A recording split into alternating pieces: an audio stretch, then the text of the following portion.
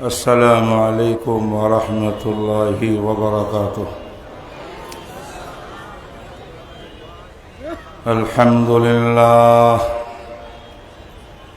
الحمد لله نحمده ونستعينه ونستغفره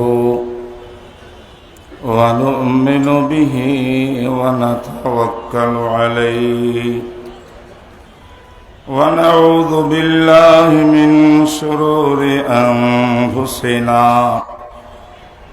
ومن سيئات أعمالنا من يهده الله فلا مضل له ومن يضلل فلا هادي له ونشهد أن لا إله إلا الله وحده لا شريك له ونشهد أن محمدا عبده ورسوله صلى الله تعالى عليه وعلى آله وأصحابه وبارك وسلم تسليما كثيرا أما بعد فأعوذ بالله من الشيطان الرجيم بسم الله الرحمن الرحيم هو الذي أرسل رسوله بالهدى ودين الحق ليظهره على الدين كله وكفى بالله شهيدا محمد رسول الله والذين معه أشداء على الكفار رحماء بينهم تراهم ركعا سجدا يبتغون فضلا من الله ورضوانا سيماهم في وجوههم من أثر السجود صدق الله مولانا العظيم. وقال النبي صلى الله عليه وسلم افترقت بنو إسرائيل على 72 ملة وستفترق أمتي على 73 ملة كلهم في النار إلا واحدا قيل من هم يا رسول الله قال ما أنا عليه وأصحابي أو كما قال النبي عليه الصلاة والسلام.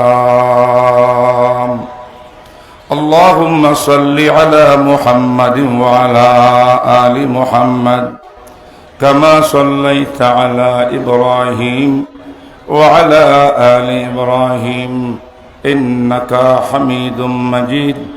اللهم بارك على محمد وعلى آل محمد كما باركت على إبراهيم وعلى آل إبراهيم إنك حميد مجيد.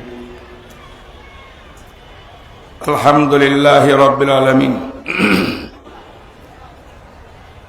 ইত্তেফাকুল মাদারিসিল কওমিয়া মোহাম্মদপুরস্থ কওমি মাদ্রাসা সময়ের ঐক্যবদ্ধ ফোরাম এই আজিম ইত্তেফাকের উদ্যোগে আয়োজিত দুদিন ব্যাপী 18তম বার্ষিক ওয়াজ মাহফিলে আজকে দ্বিতীয় দিন 6 ডিসেম্বর 2025। সম্মানিত সভাপতি, মঞ্চে উপবিষ্ট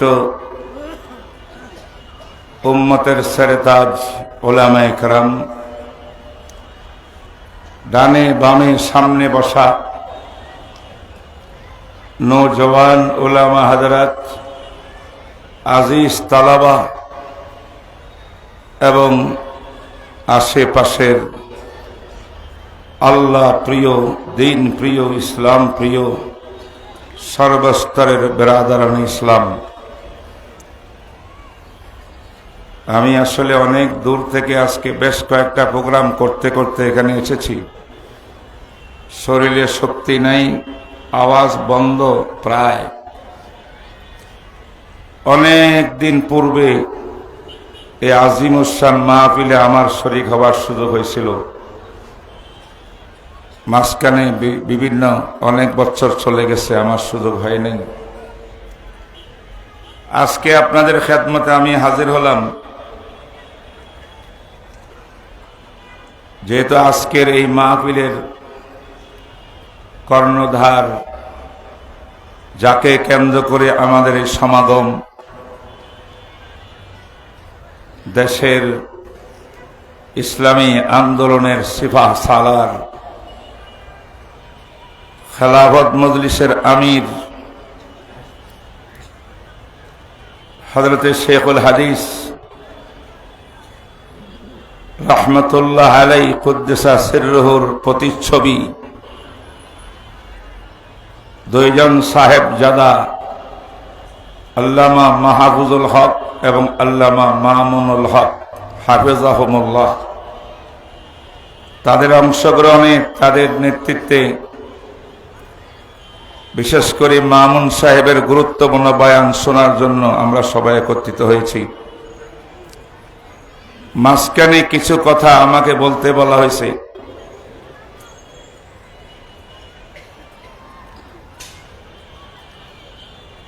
আমার আজকের এই আজিমুসান জলসায় আপনাদের খেদমতে কিছু কথা বলার ইচ্ছা পোষণ করি। আল্লাহ পাক যদি মেহেরবানি করি তৌফিক দান করেন। কোরআনে কারীমের সূরাতুল ফাতহের একটি আয়াত, তারপরে দ্বিতীয় আয়াতের অর্ধেক আংশিক তেলাওয়াত করেছি। অতঃপর জনাবে রাসূলুল্লাহ সাল্লাল্লাহু আলাইহি ওয়াসাল্লামের একটা গুরুত্বপূর্ণ হাদিস, যে হাদিসকে ইফতিরাকে উম্মতের হাদিস বলা হয়, সে হাদিসটিও আংশিক পাঠ করেছি। এই হাদিসটা ইমামে তিরমিজি রহমতুল্লাহ আলাই, ইমামে আবু দাউদ রহমতুল্লাহ আলাই, ইবনে মাজাহ, মুসনাদে আহমদ সহ বিভিন্ন কিতাবে আছে। অধিকাংশ মুহাদ্দিসিনরা এই হাদিসকে সাহিহুন বলেছেন। এই হাদিসটা আপনাদের সামনে আমি পাঠ করেছি। মুহতারাম হাজরিন, এই পৃথিবীর সূচনা লগ্ন থেকে আমরা দেখেছি, সূচনাতেই হযরত আদম আলাইহিস সালাতু ওয়াস সালামের আগমন, আল্লাহ পাক প্রেরণ করছেন নবী বানায়া। হযরত আদম আলাইহিস সালাতু ওয়াস সালামকে কেন্দ্র করে আল্লাহ পাক একদল ফেরেশতাদেরকে বলেছিলেন, তোমরা আদমকে সিজদা করো, তাজিমি সিজদা, সম্মানের সিজদা। ফাসাইদাল মালাইকাতু কুল্লুহুম, সমস্ত ফেরেশতারা আল্লাহর কথা, বিধান, আল্লাহর নির্দেশ পালন করিয়া তারা আহলে হকের খাতায় নাম লিখেছে। ইল্লা ইবলিস আবা ওয়াস্তাকবারা, ইবলিস, তার বংশ কি এটা দীর্ঘ আলোচনা সাপেক্ষ। আল্লাহ পাকের এই নির্দেশের মধ্যে ইবলিস ও ফেরেশতাদের অন্তর্ভুক্ত ছিল, তাকে হুকুম করা হয়েছে। ইবলিস আল্লাহ পাকের হুকুমকে মান্য করেন নাই, সবাই জানি অমান্য করেছেন।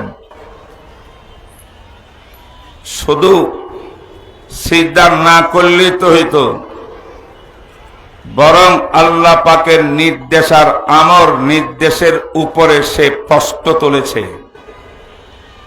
যুক্তি পেশ করেছে। তার মানে আল্লাহ আপনার নির্দেশটা সঠিক না, এটা যুক্তিতে আসে না, অযৌক্তিক। খালাকতানি মিন নারিন ওয়া খালাকতাহু মিন তিন, আমাকে কেন বলবেন মাটির তৈরি আদমকে সিজদা করতে? এই কথাগুলো বলি, এই ইবলিস হইল পৃথিবীর ভিতরে বাতিল জামাতের 1 নম্বর নেতা। সেই সূচনা লগ্ন থেকে হক বাতিলের লড়াই শুরু হয়েছে। এই লড়াই পুরো ইতিহাস, লম্বা ইতিহাস, অনেকে জানেন, এগুলা বলার আমার প্রয়োজন নেই। আমি শুধু স্মরণ করিয়ে দিলাম হক বাতিলের দ্বন্দ্ব কোথা থেকে আরম্ভ। মুহতারাম হাজরিন, আমাকে কিছু বলা হয়েছে এই সম্পর্কে কিছু কথা বলার জন্য, তাই বলছি।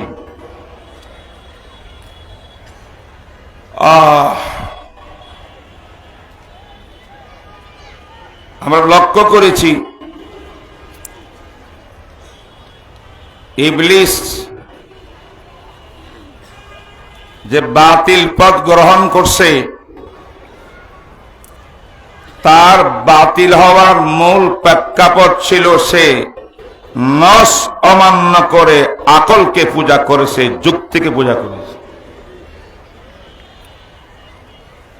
সেখান থেকে ধরে নিতে পারি সেই আদমের ইবলিসের ঘটনার থেকে শুরু করে ১৬ লক্ষ আম্বিয়া কেরামের যোগ অতিবাহিত হইয়া অবশেষে সাইয়্যিদুল মুরসালিন তাজদারে মদিনা খাতামুন নবিয়্যিন মুহাম্মদুর রাসূলুল্লাহ সাল্লাল্লাহু আলাইহি ওয়াসাল্লামের যুগ পর্যন্ত, আমাদের খাতামুন নবীর যুগ থেকে নিয়ে অদ্যাবধি আজ বাংলাদেশ 2025 পর্যন্ত পৃথিবীর আনাচ কানাচে যেখানে বাতিল এসেছে, অধিকাংশ বাতিলের পিছনে মূল মন্ত্র হইল যুক্তি, আর যুক্তি আকল পূজা, আল্লাহর বিধান পালন করা নয়।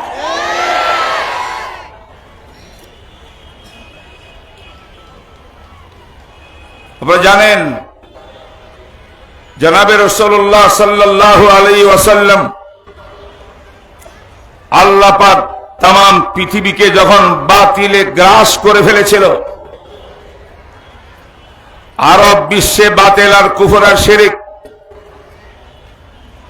আরবের বাইরে ইয়ামানে শিরিক, হাবশার মধ্যে শিরিক, রোম সম্রাটের শিরিক, ফারস্য সম্রাটের শিরিক, তাম পৃথিবী শিরিকের আড্ডাখানা তথা ইবলিসের চেলা হইয়া তার মন্ত্রতন্ত্র নিয়ে মানুষ ব্যস্ত ছিল।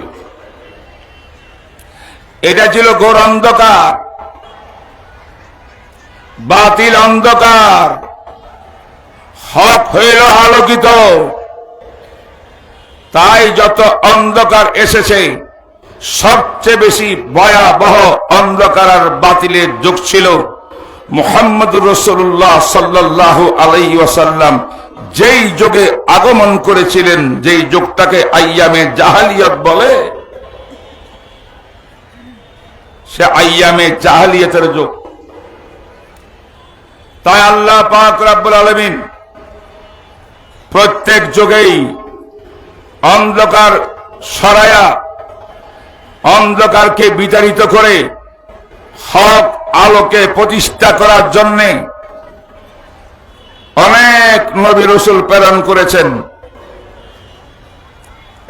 তার নবুয়তের ধারাবাহিকতায় আমাদের নবী হযরতে মুহাম্মদুর রাসূলুল্লাহ সাল্লাল্লাহু আলাইহি ওয়াসাল্লামকেও পৃথিবীর ইতিহাসে সবচাইতে অন্ধকার আর বাতিলের আখড়া যখন, তখন মুহাম্মদ রাসূলকে পৃথিবীতে আল্লাহ পাক প্রেরণ করেছে।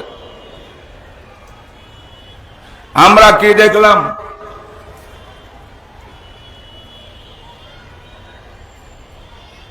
570 মতান্তরে 71 খ্রিস্টাব্দে যখন মা আমেনার কোলে বিশ্বনবী মুহাম্মদ রাসূলের মাত্র আগমন ঘটল পৃথিবীতে, সেই আগমনের ইতিহাস, মিলাদের ইতিহাস, নির্ভরযোগ্য ইতিহাসের পাতায় আপনি পড়লে দেখবেন আমাদের রাসূলের মা আমেনার কোলে আগমন করার সাথে সাথে পুরা মক্কা আরববাসী যে মূর্তিগুলোকে পূজা করে করে বাতিলের 1 নম্বর বাতিলের আখড়া বানাইছিল, শিরিকের আড্ডাখানা বানাইছিল, এই বাতিল মূর্তিগুলো সব দাঁড়ানো অবস্থার থেকে পড়ে মাটির মধ্যে শুয়ে গেছে, পড়ে গেছে। আল্লাহ পাক ইশারা করলেন, জাআল হাক্কু ওয়া যাহাকাল বাতিল।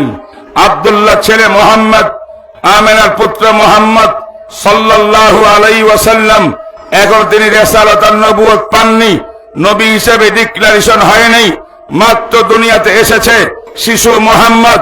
ওনার আগমনটাই সমস্ত বাতিলের প্রাণ কেন্দ্রে থরথর করে কাঁপন শুরু হয়েছে। আমরা এটাও জানি, বিশ্বনবীর আগমনের পর ওই মুহূর্তে সেই রোম সম্রাট, ফারস্য সম্রাটের ইওয়ানে কিসরা বিশাল বালাখানা, সেখান থেকে 14টি পাথর খসে পড়ে চুরমার হয়ে গিয়েছিল। অগ্নি পূজারীদের অগ্নিকুণ্ড মুহূর্তের মধ্যে দপ করে নিভে গিয়েছিল। অগ্নি পূজারীরা আগুন পায় না পূজা করার জন্য, বাহ্যিক কোনো কারণ ছিল না। ঘটনা একখানে ঘটেছে মক্কা নগরীতে। আব্দুল্লাহ ছেলে মুহাম্মদ সাল্লাল্লাহু আলাইহি ওয়াসাল্লাম, ওনার আগমন ঘটেছে। ওনার আগমনটাই সেই অগ্নি পূজারীদের, সেই শিরিকের আড্ডাখানায়, সেই আপনার ফারস্য সম্রাটের বালাখানায়, ইওয়ানে কিসরায়, সেখানে পর্যন্ত আঘাত করেছে। আল্লাহ পাক দেখিয়েছেন হক এসেছে, বাতিলের আর বেশিক্ষণ সময় নয়।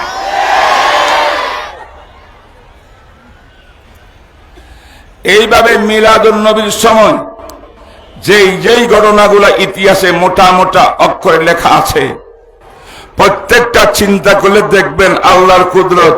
মুহাম্মদ রাসূলের জন্ম মাত্র, এখনো 40 বছর বাকি নবী হিসাবে ডিক্লেয়ার হইতে। এর আগেই সকল বাতিলের সেন্টারের ভিতরে কম্পন সৃষ্টি হয়ে গেছে, আল্লাহ পাক করেছেন। এই নবী যখন 40 বছর 6 মাস পর, বুখারী শরীফের 3 নম্বর হাদিস, হেরা পর্বতের কাহিনী, যেখান থেকে জিবরিল আমিন আল্লাহর নবীকে ইকরা পড়াইতে এসেছিলেন। 3-4 বার চেষ্টা করেছেন, নবীজি পড়েন না। অবশেষে আল্লাহ পাকের ইশারায় জিবরিলকে বলা আছে, জিবরিল তুমি আমার নবীকে বারবার বুকের সঙ্গে জড়াইয়া চিপবা, আবার ছেড়ে দিয়ে বলবা ইকরা। 1 বার, 2 বার, 3 বার যতই করবা আমার নবী পড়বে না। কারণ ইকরা শব্দ এটা মিনিং করে যে আমি উস্তাদ, মুহাম্মদ তুমি ছাত্র, তুমি পড়ো। এটা যে কোরআনের অংশ বিশেষ ইকরা, এটা কিন্তু সহজে বোঝা মুশকিল ছিল। আমাদের নবীজিও পুরা এই মিনিং বুঝেন নাই। নবীজি মনে করছেন আমাকে জিবরাইল পড়াতে আসছে, তাই ইকরা বলে উস্তাদের মতো। আল্লাহ বলেন আমার নবী 40 বছর পর্যন্ত কোন মানুষের কাছে পড়েন নাই। আজকে জিবরাইল হেরা পর্বতে তোমার কাছে পড়তে রাজি না। তুমি এই নিজের পড়ার পদ্ধতি বাদ দিয়া পুরা আয়াত শরীফ তেলাওয়াত করো। নবীজি তখন বুঝতে পারবেন ইকরা বিসমি রাব্বিকাল্লাযী খালাক খালাকাল ইনসানা মিন আলাক ইকরা ওয়া রাব্বুকাল আকরাম আল্লাযী আল্লামা বিল কলম আল্লামাল ইনসানা মা লাম ইয়ালাম। আয়াত যখন পূর্ণ পড়বা রসুল তখন বুঝবে জিব্রাইল ওস্তাদ না, জিব্রাইলের শিক্ষা না, জাগতিক কোন মানুষের গড়া শিক্ষা না, আমার আল্লাহ আমাকে জিব্রাইলের মাধ্যমে পড়াচ্ছেন। তাই আমি রসুল সঙ্গে সঙ্গে আমাদের নবী 5টি আয়াত ধর ধর করে পড়ে শোনাই দিয়েছে।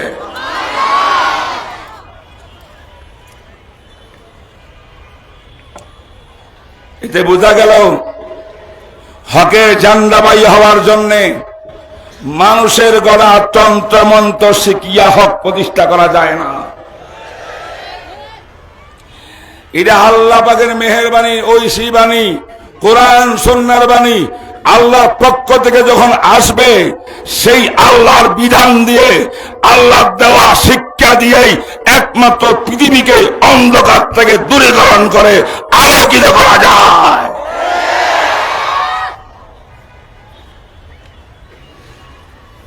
এই জন্য মাঝে মধ্যে আমরা বলি অনেক শিক্ষিত সমাজ বন্ধু বান্ধব অসন্তুষ্ট হয়, বিষয়টা বুঝতে সক্ষম হয় না। পিএইচডি ডাবল পিএইচডি করেন, কোরআন সুন্নাহর ঐশী বাণীর শিক্ষা ছাড়া আপনার ডাবল পিএইচডির এই শিক্ষাটার দ্বারায় আমসবের মতো বেঈমান তৈরি হবে, আল্লাহ তৈরি হবে না। হকের শিক্ষা আল্লাহ হওয়ার শিক্ষা হলো ঐশী বাণী, কোরআন সুন্নাহর বাণীর মধ্যে। ডক্টর শহীদুল্লাহ মাদ্রাসায় পড়েন নাই, কবি নজরুল মাঝে পড়েন নাই, ডক্টর ইকবাল মাঝে পড়ে নাই। জাগতিক শিক্ষায় অনেক বড় শিক্ষিত কবি, তারপরেও কোরআন সুন্নাহর ঐশী বাণীর সংস্পর্শে উলামায়ে কেরামের কাছে আসার পরে দেখা যায় তারা সব ইংরেজি শিক্ষিত হইয়াও, জাগতিক শিক্ষিত হইয়াও কোরআন হাদিসের উসিলায় তারা আল্লাহওয়ালা হয়ে গেছে। অতএব ঐশী বাণী ছাড়া কোন উপায় নাই পৃথিবীকে আলোকিত করতে। এটাই আল্লাহ নবী শিখাইলেন। জিব্রাইল কয় ইকরা, নবী কোন মা আনা বিখারি। জিব্রাইল আবার জড়াই দরিয়া ছেড়ে দিয়া বলেন ইকরা পড়ুন। নবী বলে মা আনা বিখারি, একবার, দুইবার, তিনবার। এর অর্থ হলো তুমিও গায়রুল্লাহ। আর দুনিয়াতে অনেক মানুষ শিক্ষিত আছে, তাদের শিক্ষা গ্রহণ করি নাই, তোমার শিক্ষা গ্রহণ করব না। যদি এই শিক্ষা হয় আল্লাহর দেওয়া শিক্ষা, ইকরা বিসমি রাব্বিকাল্লাযী, এই আয়াতের অংশ আমি যদি বুঝতে পারি আল্লাহ পাকের ঐশী বাণী, তখন সঙ্গে সঙ্গে পড়ব। এই শিক্ষার জন্য তো আজকে 40 বছর পর্যন্ত অপেক্ষমান। আমার কথা কি বুঝে আসে আপনাদের? আমার আওয়াজ খারাপ? আমি কথা এটা করে বুঝাতে চাইলাম, হক বাতিলের দ্বন্দ্ব ওখান থেকে যতদিন পৃথিবী ছিল হক বাতিলের দ্বন্দ্ব ছিল। একদিকে নবী ইব্রাহিম, আরেকদিকে নমরুদ, একদিকে হতে মূসা, আরেকদিকে ফেরাউন। এইভাবে হতে হতে হক বাতিলের দ্বন্দ্ব চিরস্থায়ী দ্বন্দ্ব। কিন্তু আমাদের নবীর যুগ যখন এসেছে, আল্লাহু আকবার, আমরা কি দেখলাম? একদিকে আবু জাহাল, একদিকে আবু লাহাব, আরেকদিকে উতবা, সাইবা, রবিয়া, উকবা ইবনে মুঈত, উমাইয়া ইবনে খালাফ, বড় বড় নেতা, সব অন্ধকার জগতের নেতা, শিরক আর কুফরের জগতের নেতা। সেই জমানার ভিতরে আমার আল্লাহ রাব্বুল আলামিন বলেন হুয়াল্লাযী আরসালা রাসূলাহু বিল হুদা ওয়া দীনিল হক। সুবহানাল্লাহ। তিনি সেই সত্তা, আরসালা রাসূলাহু, ওনার প্রিয় রসুলকে, শ্রেষ্ঠ রসুলকে প্রেরণ করলেন বিল হুদা, এক হাতে হেদায়েতের সেরাত, ওয়া দীনিল হক, আরেক হাতে সত্য বিধান। এই দুইটা দিয়ে আমি রসুলকে প্রেরণ করেছি। ওনার কাজ কি? লিইয়ুযহিরাহু আলা দীনি কুল্লিহি। ওই যুগে দ্বীনের নামে, ধর্মের নামে যত অধর্ম আছে, শিরিক আছে, কুফর আছে, সমস্ত অন্ধকার আছে, সমস্ত দ্বীনকে, সমস্ত ধর্মকে, কুধর্মকে সব উৎখাত করে কোরআন সুন্নাহর এই হক ও হক্কানিয়তের এই দ্বীনকে আল্লাহ জমিনে গালেব প্রতিষ্ঠা করা, এটাই আমার মুহাম্মদুর রাসূলের উদ্দেশ্য। এই জন্য তাকে প্রেরণ করা হয়েছে।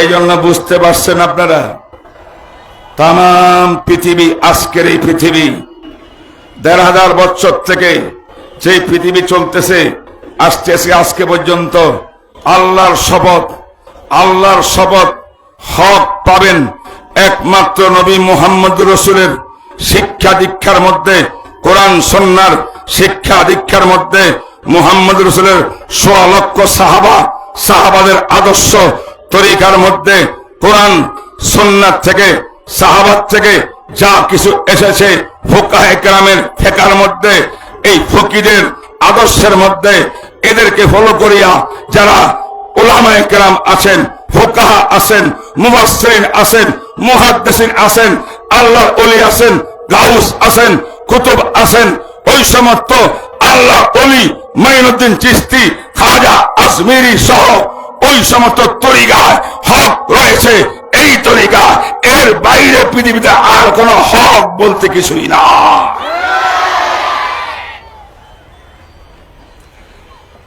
কামি মাদ্রাসা হইল হকের কেন্দ্র, হকের প্রতিষ্ঠা, ঠিক না বেঠিক? একটা কথা লক্ষ্য করুন আমার আজিজ তালাবারা, আদম থেকে মুহাম্মদ রাসূল পর্যন্ত সমস্ত নবী রসুল ১,২৪,০০০ বলা হয়। মুসনাদে আহমদের মধ্যে একটা হাদিস এসেছে, হাদিসটার সনদে সামান্য কালাম থাকলেও হাদিসটা গ্রহণযোগ্য। নবী রসুলের সংখ্যা ১৬ লক্ষ, ২ লক্ষ তার অধিক যেটা ইতিহাসে বলা হয়, এটার পক্ষে কোন হাদিস আমি পাই নাই। ১৬ লক্ষ নবী রসুল দুনিয়ার মধ্যে আল্লাহ পাক প্রেরণ করলেন। সমস্ত নবী রাসূলের আকীদা এক, এক ও অভিন্ন, ঠিক না বেঠিক বলেন? আকীদা এক ও অভিন্ন। আদম আলাইহিস সালামের যে আকীদা, নূহ নবীর সেই আকীদা, শীস নবীর সেই আকীদা, ইব্রাহিম নবীর সেই আকীদা, মুসা নবীর সেই আকীদা, ঈসা নবীর সেই আকীদা, আকীদা এক, অভিন্ন। সেই আকীদার মূল মন্ত্র হলো লা ইলাহা ইল্লাল্লাহ, ঠিক না বেঠিক? লা ইলাহা ইল্লাল্লাহ আদম সফিউল্লাহ, লা ইলাহা ইল্লাল্লাহ ইব্রাহিম খলিলুল্লাহ, লা ইলাহা ইল্লাল্লাহ নূহ নজিউল্লাহ, মুসা কালিমুল্লাহ, ঈসা রূহুল্লাহ। নবী পরিবর্তন হয়, আকীদার মধ্যে কোনো পরিবর্তন নাই। আল্লাহ পাক বললেন প্রথম নবী থেকে সর্বশেষ রাসূল পর্যন্ত সমস্ত নবী রাসূলের আকীদা এক ও অভিন্ন। কিয়ামত পর্যন্ত এই আকীদায় যারা থাকবে তারা হবে হক্কানি দল, আকীদার বাইরে ছিটকে পড়বে যারা, তারা হবে বাতিল জামাত।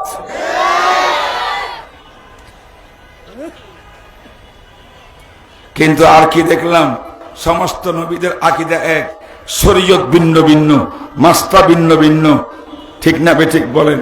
ওযুর তরিকা ভিন্ন, গোসলের তরিকা ভিন্ন, নামাজের তরিকা ভিন্ন, সব ভিন্নতা, কোরবানির তরিকা ভিন্ন। সমস্ত নবীর পরস্পর, এক নবী আরেক নবীর শরীয়তের মধ্যে ভিন্নতা ছিল অনেক মাসলাতে, আবার অনেক মাসআলার ভিতরে একও অভিন্ন ছিল, কিছু ব্যাপারে ভিন্নতা ছিল। আকীদা বিশ্বাসের ক্ষেত্রে কোন নবীর পরস্পর এক নবী আরেক নবী জামানাতে বিন্দু মাত্র পার্থক্য ছিল না। আমার এই কথাটা কি বুঝছেন আপনারা? এটার দ্বারা কি প্রমাণ হয়েছে বলবো? এটার দ্বারা কি প্রমাণ হলো?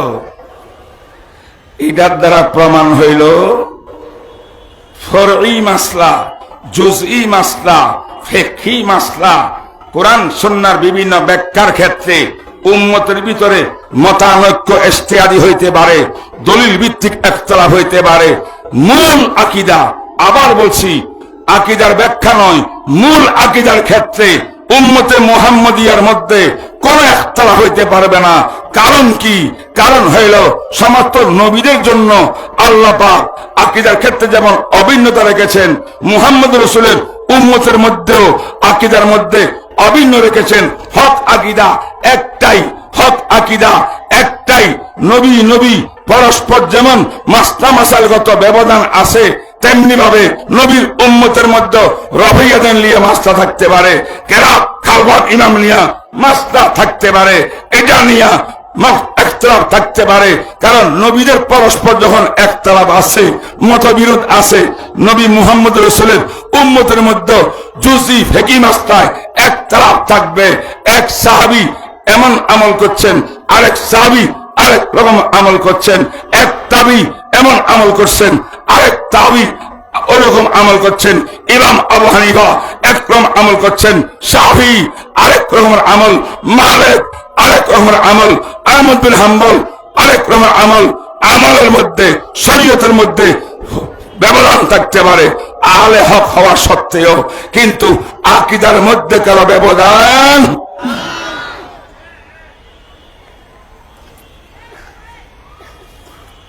তার মানে আল্লাহ পাক রব্বুল আলামিন আম্বিয়া কেরামের পরস্পর যে আইন নিয়ম রেখেছেন, সেই নিয়মকে আল্লাহ মেহেরবানি করি মুহাম্মদ রাসূলের উম্মতের মধ্যে সেই বিধান নিয়ম রেখে দিয়েছেন। সুবহানাল্লাহ বলবেন না? বুঝেন নাই মনে হয় কথা। এবার আসি, শুনুন,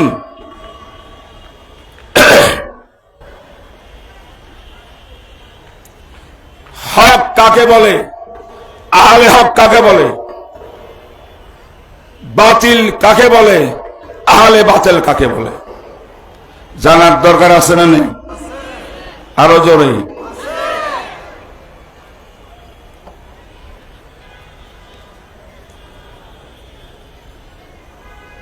যারা কিতাবুল ঈমান পড়েছেন, বুখারী শরীফ থেকে বিভিন্ন কিতাবে দেখছেন, সেখানে ঈমান কাকে বলে ঈমানের সংজ্ঞা দিয়েছেন আমাদের আকাবেররা, আকায়েদের ইমামগণ। তারা বলেছেন আল ঈমানু ওয়া তাসদীকুন নবী সাল্লাল্লাহু আলাইহি ওয়াসাল্লাম ফীমা উলিমা মাজিয়ুহু দারুরাতান আও বাদাহাতান ইজমালান ফীমা উলিমা ইজমালা ওয়া তাফসীলান ফীমা উলিমা তাফসীলা। এই লম্বা কথা, এটার নির্যাস কথা হইল জরুরিয়াতে দিনকে প্রত্যেকটা জরুরিয়াতে দিনকে মানার নাম ঈমান আল হক। সুবহানাল্লাহ। জরুরিয়া দিন অর্থ কি? অর্থ হল মুহাম্মদ রাসূলুল্লাহ সাল্লাল্লাহু আলাইহি ওয়াসাল্লাম আর আল্লাহ পাক রব্বুল আলামিনের পক্ষ থেকে শরীয়তের যত বিধিবিধান এনেছেন এবং নবীর আনিত বিধানগুলো, বিষয়গুলা, শিক্ষাগুলো উম্মত পর্যন্ত অকাট্যভাবে প্রমাণিত হয়েছে, জন্নী ভাবে নয়, তাত্ত্বিকভাবে অকাট্যভাবে প্রমাণিত হয়েছে।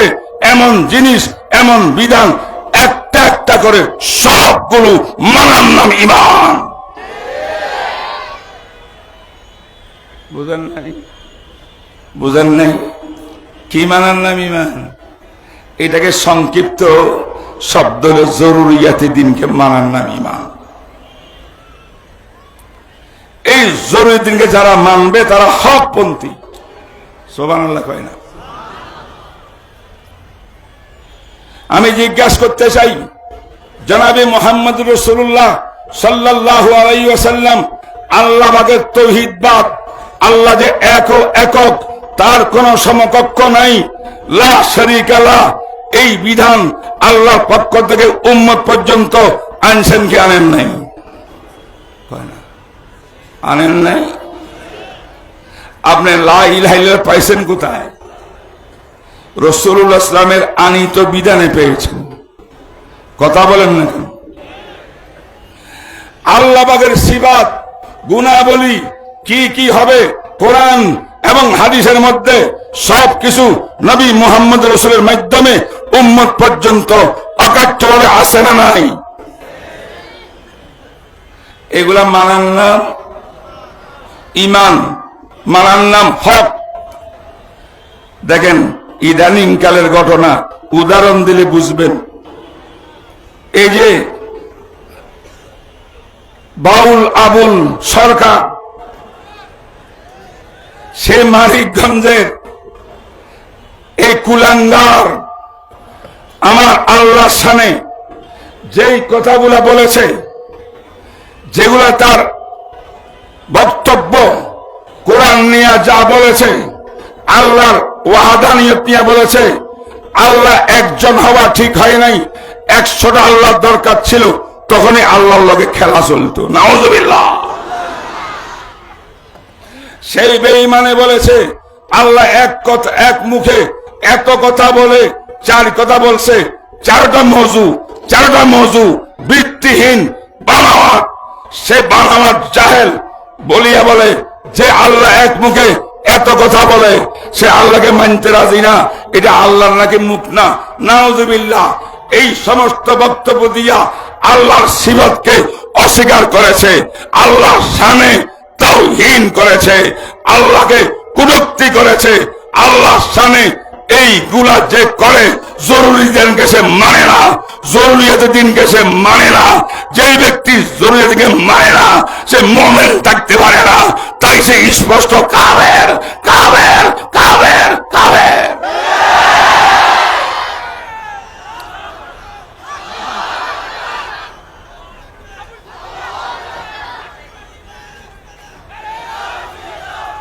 ফতোয়া মুফতি মিজান সাহেব দিচ্ছে। মিজান সাহেব এখন দেশের গন্ডি বাইর হইয়া বর্তমান সরকারে আমাকে ওআইসি পর্যন্ত পৌঁছায় দিচ্ছে। কথা কয় না? 57টি মুসলিম দেশের ওআইসির অন্তর্ভুক্ত IIFA, ইন্টারন্যাশনাল ইসলামিক ফিকহ একাডেমি, যে বড় একটা সংগঠন, 57 দেশের বড় বড় ফকিরা, জাস্টিস তকি উসমানী সহ, যেখানে বসিয়া পুরা বিশ্বের মাস্টার সমাধান দেয়, সেখান থেকে যাওয়ার জন্য এই সরকার, আমি আমেরিকা ছিলাম, আমাকে দেখে পত্রিকায় সদস্য বানাই দিয়েছে। চিঠিপত্র আসতেছে, রচনা লেখা আরম্ভ করেছি। আগামী মিটিং মালয়েশিয়াতে হবে। তাহলে আমরা বাংলাদেশের পক্ষ থেকে, আগে ছিল এক আওয়ামী বেদাতি মৌলবী, আর জুলাই বিপ্লবের উসিলায় আজকে আপনাদের উলামায়ে দেওবন্দের জুতা সোজা করনেওয়ালা একজন নগণ্য মৌলবী মিজানুর রহমানকে ওই জায়গায় তুলে দেওয়া হয়েছে। এটা জুলাই বিপ্লবের একটা বড় সুফল। আলে হক আগে যাইতে পারে নাই, আবার এই স্থানে যাওয়ার জন্য আরো বহু নেতা বহু কৃষ্মা করছে, কাম হয় নাই, উলামায়ে দেওবন্দ ওইখানে পৌঁছেছে।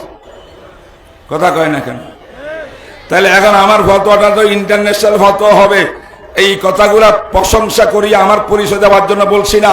এই মোহাম্মদপুরের উলামায়ে কেরাম, তালাবায়ে আজিজ, আমি এই কথাটা জোরালোভাবে বলতে চাই। আমার দৃষ্টিতে আমার যা বুঝে আসে, এই বাউল আবুল এই বেঈমানদেরকে এই জমিনে মুসলমান আর কুলাঙ্গার বললে হবে না, তাকে কাফের ফতোয়া দিতে হবে। এই কাফের যে আল্লাহর শানে কটূক্তি করলো, তার শাস্তি আমরা ফাঁসির কাছে ঝুলাইয়া দেখতে চাই।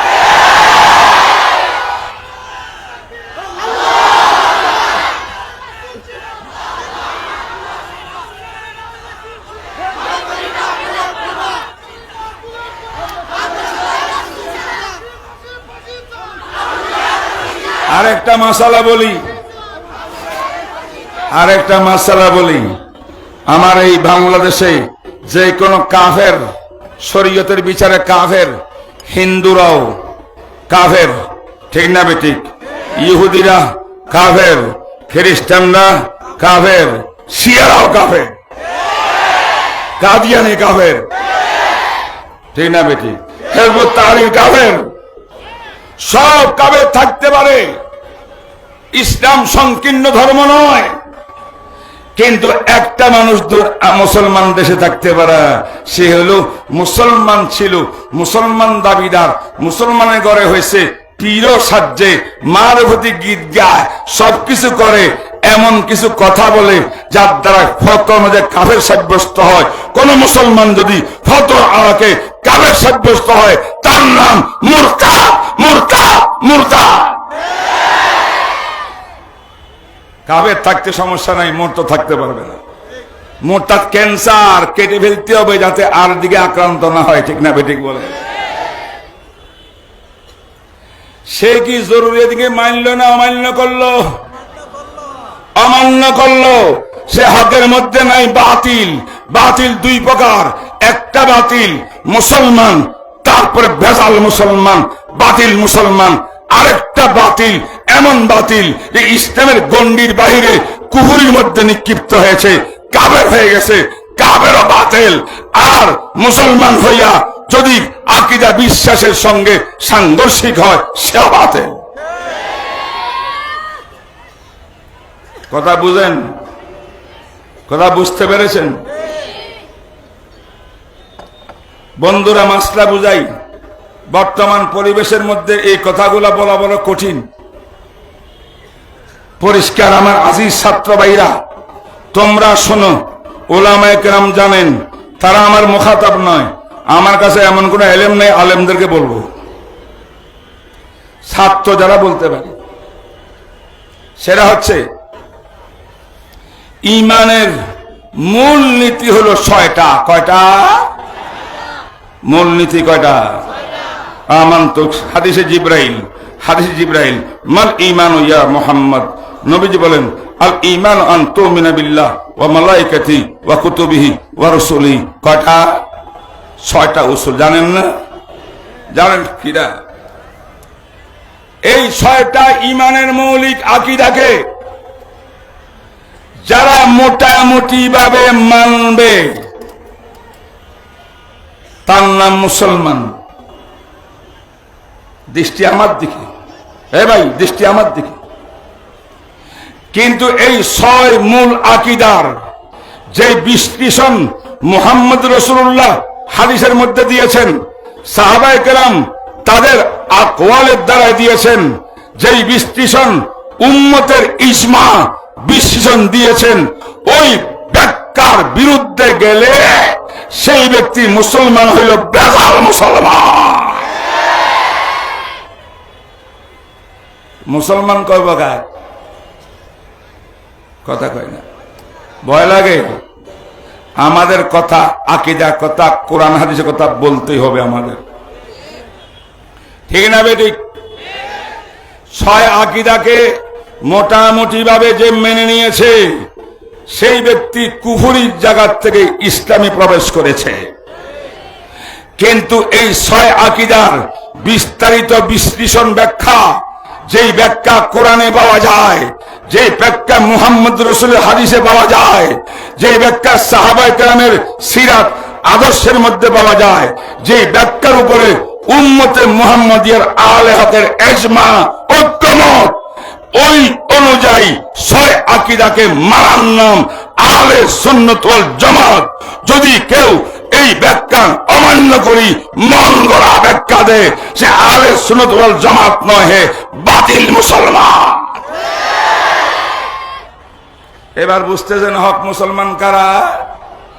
6 আকীদাকে ব্যাখ্যা বিশ্লেষণ যা কোরআনে মা আনা আলাইহে ওয়া আসহাবি, সাহাবার আদর্শ, রাসূলের সুন্নাহ, উম্মতের ইজমা অনুযায়ী প্রত্যেক আকীদা যে ব্যাখ্যা হয়, যে বিশ্লেষণ হয়, সেই বিশ্লেষণ হইলে তাই অনুযায়ী মানলে তার নাম একদম আহলে সুন্নাত ওয়াল জামাত, হুবহু সাহাবাদের নমুনা। বলেন সুবহানাল্লাহ। কিন্তু যদি ব্যাখ্যা দে আমি আমানতু বিল্লাহ মানি, আল্লাহ এক একক মানি, আমার আকীদা আল্লাহকে দুনিয়াতেও কেউ দেখবে না, জান্নাতে গিয়েও বেহেশত আল্লাহকে দেখবে না, এটা হলো মুতাযালার আকীদা। এই আকীদা যে পোষণ করবে সে মুসলমান তো থাকবে, কিন্তু হক্কানি মুসলমান হইতে পারবে না। কারণ আহলে সুন্নাতের আকীদা হইল আল্লাহ পাককে জান্নাতে দেখবেন। হাদিসে বুখারীর মধ্যে আছে, কোরআনে আছে, উজুহুন ইয়াওমাইযিন নাযিরা ইলা রাব্বিহা নাযিরা। আছে না নাই বলেন? তাহলে কোরআনে কয় দেখবেন পরকালে, হাদিসে বলে দেখবেন সূর্যের চন্দ্রের মতো, আর এরা ব্যাখ্যা কয় না দেখবে না। বুঝা গেল তুমি আমানতু বিল্লাহ মানলে কি হবে, ব্যাখ্যা তুমি সাহাবার মতো মানো না, নবীজির সুন্নাহ মোতাবেক মানো না, ইজমাই উম্মত অনুযায়ী মানো না, সেই মুতাযালা দল এরা বেদাল মুসলমান।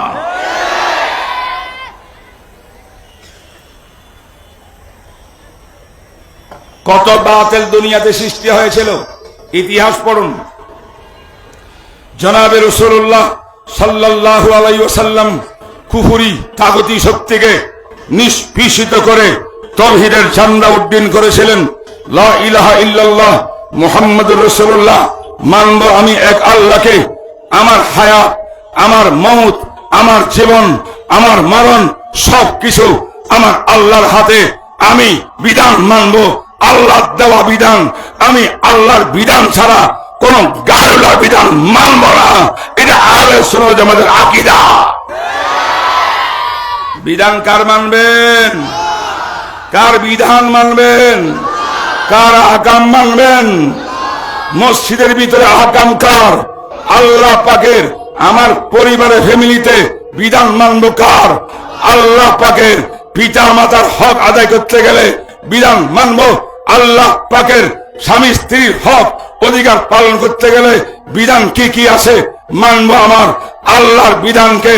ও আমার ভাইরা, সমাজে কি কি চলতেছে মানব আল্লাহর বিধান অনুযায়ী সমাজ কায়েম করব। এর থেকে আস্তে আস্তে রাজনীতি করব।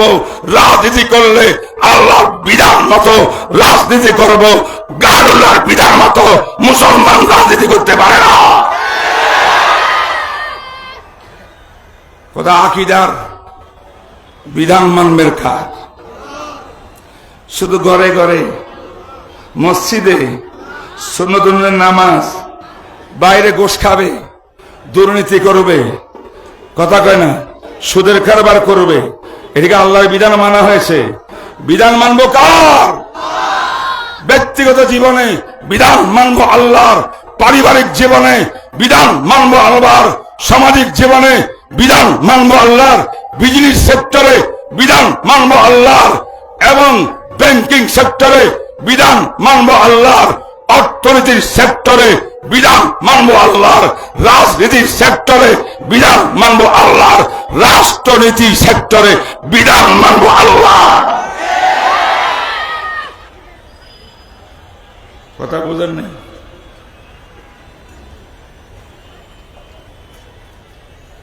কিছু বলেন না কেন? বুঝেন নাই মনে হয়। এই কথা আমার আকীদা কিনা? হ্যাঁ, মোল্লা কো जो है हिंद में सजदे की इजाजत, नादा ये समझता है कि इस्लाम है आजाद। আজকে কিছু মোল্লা মুলি সাহেবরা এমন আছে, হুজুর ঈদগাহের নামাজ পড়েন কয়েক লক্ষ মানুষ লইয়া, সমস্যা নাই। হুজুর মসজিদের ভিতরে মাইক দিয়া বড় বড় গলায় মাইকে কেরাত করিয়া হাজার হাজার মুসল্লিকে নামাজ পড়েন, সমস্যা নাই। হুজুর মসজিদ বানাবেন তাও সমস্যা নাই, মাদ্রাসা বানাবেন তাও সমস্যা নাই, বিবাহ শাদী করাবেন ছেলে মেয়েকে কোরআন হাদিস অনুযায়ী তাও সমস্যা নাই। সব জায়গায় অনুমতি আছে। আমরা মনে করছি মাশাআল্লাহ ইসলাম তো স্বাধীন। কথা বুঝে না? বোকারা কি মনে করছে ইসলাম স্বাধীন? কেন? নামাজ পড়তে অসুবিধা আছে, কেউ বাধা দিবে? মসজিদ বানাতে বাধা দিবে? কথা বলেন না কেন? মোল্লা কো जो है हिंद में सजदे की इजाजत, नादान समझता है कि इस्लाम है आजाद। है ममलकत हिंद में एक तोरफा तमाशा, है ममलकत हिंद में एक तोरफा तमाशा, इस्लाम है महबूस मुसलमान है आजाद।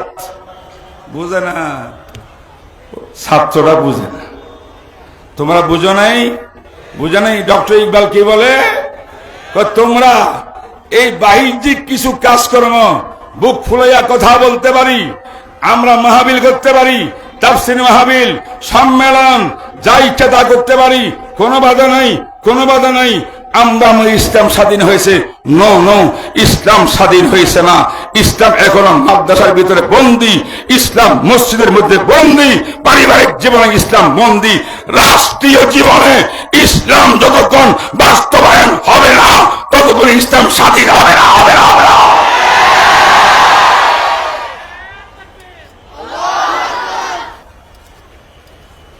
এখনো বুঝেন নেই, বুঝেন নেই। है ममलकत हिंद में एक तोरफा तमाशा, इस्लाम है महबूस। महबूस बुझेन, बंदी कोथाय? माहफिले बंदी, मस्जिदे बंदी, ईदगाहे बंदी, ठीक ना बेटी?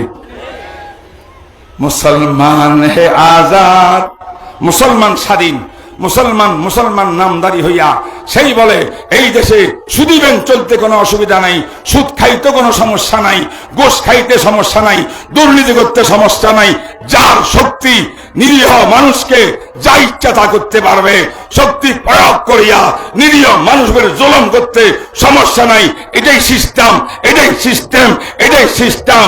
আর যদি কোরআন সুন্নাহ ভিত্তিক কোন আইন উল্টাপাল্টা কোরআনের বিরুদ্ধে পাশ করে ফেলে, ভুল হয়েছে, ভুল হয়েছে, সামনে ঠিক হইয়া যাবে।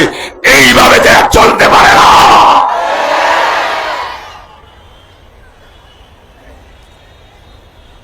বন্ধুরা আমার, বর্তমান সমাজের ভিতরে বাতিল কি আছে, একটা বাতিলের কথা বলবো।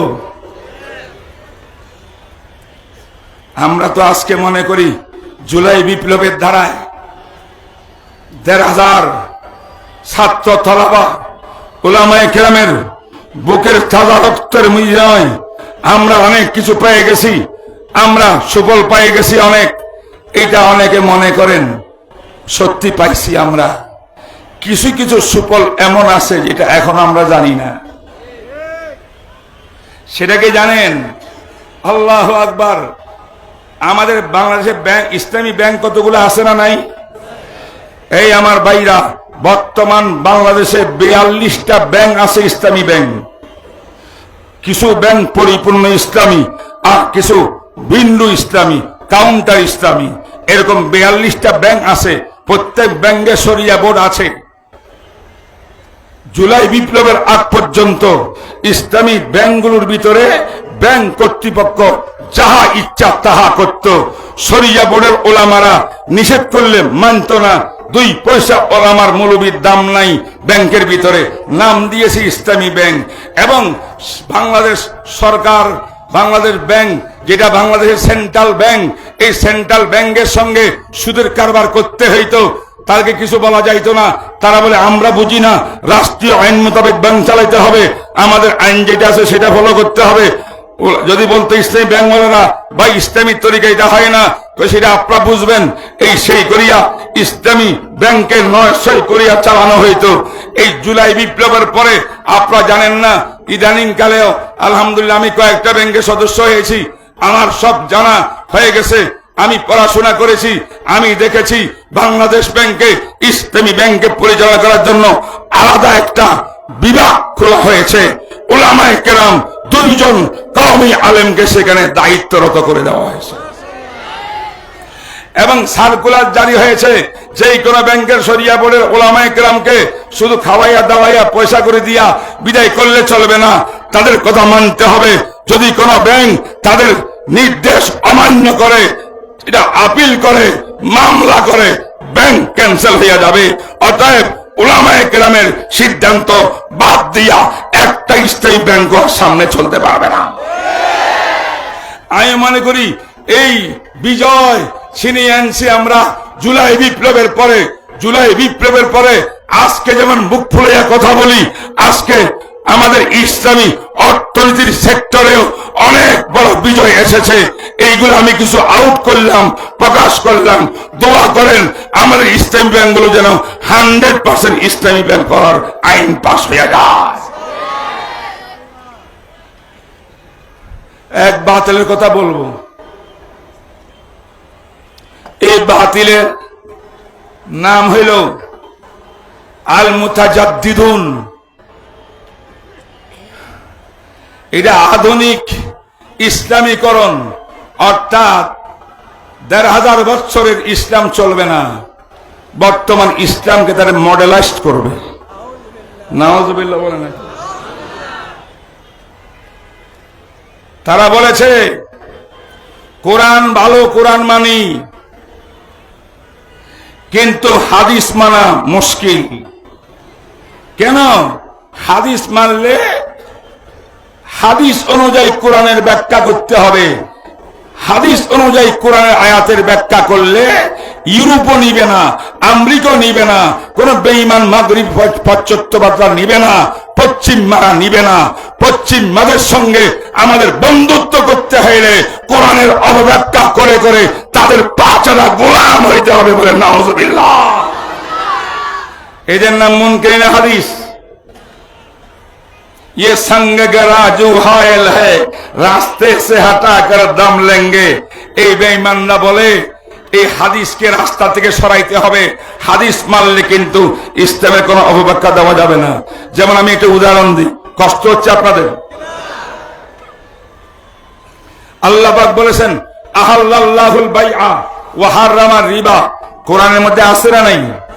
সূরা বাকারার মধ্যে একাত্রে 60টা আয়াত নাযিল হয়েছে সুদের বিধি, হারামের উপরে, ঠিক না বেঠিক? এই মুতাজাদ্দিদিন যারা ইউরোপের সমস্ত বিধানকে মানে, আর তারা বলে কোরআন হাদিসে ইসলাম নাকি ইউরোপের আইন মানতে বলা হয়েছে। নাউযুবিল্লাহ বলবেন না। তারা বলে সুদ হইল, সুদের কারবার, সুদী ব্যাংক মানব জাতির সমাজের অবিচ্ছেদ্য অঙ্গ। সুদী ব্যাংকের এলসি ছাড়া, কারবার ছাড়া বিশ্বে কোনো বিজনেস চলবে না, তাই এটা চলতেই হবে, এটার কোনো বিকল্প নাই। ইসলাম বলে সুদ তো হারাম, তাহলে এখন হারাম হইলে কেমনে চলবো? এবার মুতাজাদ্দিদিন এই বেঈমানরা আসছে মাঝখানে। তারা বলে স্যার আমরা রেডি আছি, আমরা দেখাবো আপনি যে সুদের কথা বলছেন, সুদ ছাড়া দুনিয়ায় চলবে না, এটাকে ইসলামে জায়েজ করার দিছে। তারা বলে কেন ভাই, তোমাদের কোরআনে আছে না হারামার রিবা? হ্যাঁ, কোরআনেরটাও ঠিক, আমাদের এটাও ঠিক। কেমনে? যেই যুগে কোরআন নাজিল হয়েছে সেই যুগে কমার্শিয়াল লোন ছিল না, বিজনেস সেক্টরের লোন ছিল না। সেই যুগে মানুষ লোন নিত পেটের জ্বালায়, ক্ষুধায়, বাচ্চা কাচ্চা পালতে পারতো না, খাওয়া দাওয়া দিতে পারতো না। তাই একজন বড় লোকের কাছে বলতো আমাকে 100টা টাকা দেন, আমার বাচ্চা কাচ্চা না খাইয়া আছে। সে বলে দেব, সুদ দিতে হবে। এটা ছিল কোরআন নাজিল হওয়ার যুগে সুদ। এটা কমার্শিয়াল সুদ না, এই ঋণ নিয়ে ব্যবসা করার জন্য না, যান বাঁচানোর জন্য, পেট পালার জন্য। সেই সুদকে কোরআন বলছে হারামার রিবা, সুদ হারাম। কিন্তু বর্তমান ব্যাংক থেকে বড় বড় বিজনেসম্যানরা হাজার হাজার কোটি টাকা লোন নিচ্ছে, এই লোন করে সুদ বসাইতেছে। এই সুদ এটা কমার্শিয়াল সুদ, তেজারতি সুদ, বিজনেস ভিত্তিক সুদ। এই সুদ আরবও ছিল না, নবীর যুগে ছিল না, সাহাবার যুগে ছিল না, তাই কোরআন এটাকে হারামও বলে নাই। তাইলে রিবা শব্দের এই ব্যাখ্যা দিল তারা। এক ব্যাখ্যা নাকি জান বাঁচানোর জন্য, প্রাণ বাঁচানোর জন্য যেই লোন নেয় সেটা নাকি হারাম, আর যেই রিবার অর্থ সুদী ব্যাংকের যা কাজ কারবার করে এটা নাকি হালাল। এই কথা অবব্যাখ্যা কোরআনের করতে পেরেছে হাদিস না দেখার কারণে। কি না দেখার কারণে? কি না দেওয়ার কারণে? যদি এবার আহাল্লাল্লাহুল বাইআ ওয়া হারামা রিবা, কোরআনে কারীমের এই আয়াতের ব্যাখ্যা যদি আপনি হাদিস থেকে আনেন, বুখারী শরীফ আনেন, মুসলিম শরীফ আনেন, কোরআনের অন্য অন্য আয়াতও আছে, যদি ইঙ্গিতে আছে এইগুলো আনেন, তখন দেখা যাবে সকল প্রকারের সুদ হারাম, হারাম, হারাম। কমার্শিয়াল সুদ তাও হারাম, ব্যবসায়ী সুদ তাও হারাম, ব্যক্তিগত সুদ তাও হারাম। কোন রকমের সুদকে ইসলাম বৈধ দেয় না। দেখেন আমাদের ইসলামকে কেমন করে অপব্যাখ্যা দিয়ে বিগ্রানো হয়েছে। কথা বুঝছেন না? বুঝেন নেই? আমরা বুঝেন না মনে হয় কথা? কথা বুঝেছেন? রিবা শব্দের অর্থ কি? এরা বলে রিবা মানে সুদ। কোন সুদ? যে মানুষ ঋণ নেয় নিজের প্রাণ বাঁচানোর জন্য বড় লোক থেকে, সেখানে সুদ বসাইলে কোরআনে হারাম বলছে। যদি বড় বড় লোকরা, বিশাল বড় বড় কোম্পানি, তারা একটার পর 10টা ফ্যাক্টরি করতেছে আর ব্যাংক থেকে সুদের টাকা নিচ্ছে, সুদের টাকা দিয়া মেশিন কিনে কিনে বড় বড় কোম্পানি বানাইতেছে, এরা তো যান বাঁচানোর জন্য লোন নিয়ে নাই, এই লোন নিবে, লোনের উপরে সুদও তাদের দিতে হবে। এই সুদ দেওয়াটা ইনসাফ, এটা নাকি সুবিচার, এটা নাকি হালাল। তাহলে কোরআনে যেটাকে হারাম করেছে এটাকে হালাল বলার এই দুঃসাহস দেখাইলো মুনকিরিন হাদিসের দল।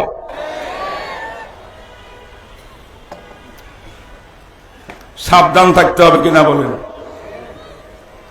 এরা বলে কোরআনে কারীমের পর্দার আয়াতগুলা পড়েন একটার পর একটা। কোরআন শরীফের পর্দার আয়াতগুলা পড়লে বর্তমান আমরা আমাদের সমাজে মা বোনদেরকে যে বোরকা পরাই, যে পর্দা করি, এই পর্দা কোরআন হাদিসে নাই। কারা কয়? মুনকিরিন হাদিস, মুতাজাদ্দিদিন, যারা ইউরোপের পাছাড়া গোলাম, তাদের সমস্ত বিধিবিধানকে আমার ইসলামের নামে অপব্যাখ্যা করে কোরআন হাদিসের ইসলামের নামে ফিট করার জন্য তারা চক্রান্ত করতেছে। এরাই হলো বর্তমান আধুনিক কালের সবচেয়ে মারাত্মক বাতিল জামাত। অনেক বাতিল আপনারা জানেন। শিয়া কেমন বাতিল আপনারা জানেন, খারেজিরা কেমন বাতিল তাও জানেন, মুতাজিলা বাতিল তাও জানেন, কাদরিয়া বাতিল তাও জানেন, জাহামিয়া বাতিল তাও জানেন, মুরজিয়া বাতিল তাও জানেন, মুআত্তালা বাতিল তাও জানেন, মুসাব্বিহা বাতিল তাও জানেন, মুতাজিলা বাতিল তাও জানেন। এগুলো অতীতের বিভিন্ন বাতিল, যদিও এই বাতিল প্রত্যেকটা বর্তমান আধুনিক সমাজে বিভিন্ন রূপে রূপে আসিয়া ইসলাম আর মুসলমানের ঈমান ধ্বংস করতেছে। প্রত্যেকের আলোচনা করা দরকার। আমি একটার মধ্যে আলোচনা করলাম, যেটা নতুন বাতিল, নাম তার মুনকিরিন হাদিস। বুঝেন নাই কথা? এ ভাই বুঝেন নাই কথা? আমি জিজ্ঞাসা করতে চাই, কাদিয়ানি মুসলিম না কাফের? ডাবল কাফের। কথা কয় না? শিয়ারা কাফের কিনা? শিয়ারা কেন কাফের জানেন? অনেকে জানে না, এমনি শিয়ারা কাফের। শিয়া ইমামিয়া, যে জমাতটা আছে শিয়াদের ইমামিয়া, তারা রাফেজি শিয়া। তাদের মতবাদ হইল ১৬ লক্ষ সাহাবার ভিতরে ৬ জন সাহাবী ছাড়া বাকি সমস্ত সাহাবীরা কাফের। এত আসতে নাউজুবিল্লাহ। ও আমার ভাইরা, যাদের কোরবানির ত্যাগে, যাদের ত্যাগের ইসলাম পেয়েছে সাহাবায়ে কেরাম হলো সেতু বন্দর উম্মতের মুহাম্মদ রাসূলের মাঝখানে, ঠিক না বেরি বলেন? এদেরকে যারা কাফের বলে তাদের নাম শিয়া ইমামিয়া। ১ ২ নম্বর আকীদা বিশ্বাস, তারা বলেন আমরা মুহাম্মদুর রাসূলকে শেষ নবী মানি, তবে আমাদের 12 জন ইমাম আছেন, 12 জন ইমাম। আমরা নবী বলি না, ইমাম। ভাই আপনাদের ইমাম কেমন? আমাদের প্রত্যেক ইমামের উপরে ওহী নাজিল হয়। কথা বুঝছেন? কেমন ওহী? তাশরিঈ ওহী। তাশরিঈ ওহী মানে আমাদের ইমামের উপরে ওহী যেটা নাজিল হয়, এই ওহী দিয়া কোরআন আর হাদিস ক্যান্সেল করা যায়। আমি জিজ্ঞাসা করতে চাই, এই ভাই, ওহি আসা সঙ্গে নবুয়ত লাজেম আর মালজুম। ওহি আসলে নবী হইতে হবে, নবী হইলে ওই আসতে হবে। ওই সম্পর্ক একমাত্র নবীর সাথে, ইমানের সাথে নাই। তোমরা মুখে বলো ইমাম, আসলে তোমরা 12টা নবী স্বীকার করো। আমাদের এই কাদিয়ানি বেঈমানরা একজন কানা গোলাম কাদিয়ানি একটা নবী দাবি করায় ডাবল কাফের হয়েছে। তোমরা শিয়ারা 12 জন ইমামকে 12 নবী মানার কারণে, ওই প্রাপ্ত হবার কারণে তোমরা কত ডাবল কাফের সেটা বলার অপেক্ষা রাখে না। সকলের প্রতি উদাত্ত আহ্বান, তওবা করুন, হক বাতিল বুঝুন। চিনতে হবে হক হকের জায়গায়, বাতিল বাতিলের জায়গায়। বাতিল কয়েক প্রকার, এক বাতিল কাফের মুশরিক মুরতাদ, আরেক বাতিল মুসলমান কিন্তু তারা মুরতাদ না, কেউ তাদেরকে কাফের ফতোয়া দেয় নাই। এই সমস্ত বাতিল যারা কাফের নয়, মুশরিক নয়, মুসলমান, আকীদাগত বেদাল মুসলমান, এরা মুসলমানের কাছাকাছি আছে। এদের উপরে মেহনত করলে, সহি দাওয়াতের কাজ করলে এদের আকীদাকে ঠিক করা সম্ভব, কারণ এরা বেদাল মুসলমান, সহি মুসলমান হতে সময় লাগবে না। কথা বলেন না কেন? তাই আমার মনে হয় আপনাদের সামনে শিয়াদের একটা হাদিস পড়ব।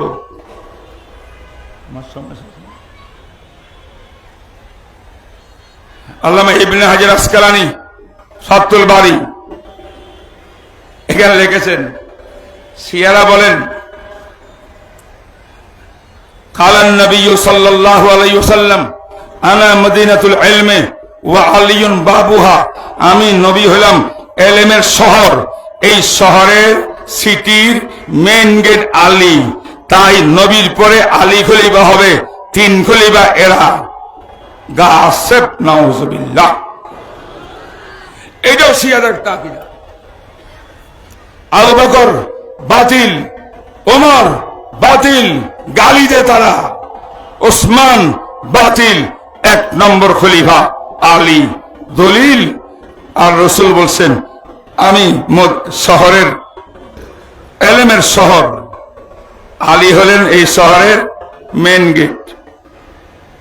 অথচ ইবনে হাজার বলেন এই হাদিসটা এতটুকু না, বিস্তারিত হাদিস।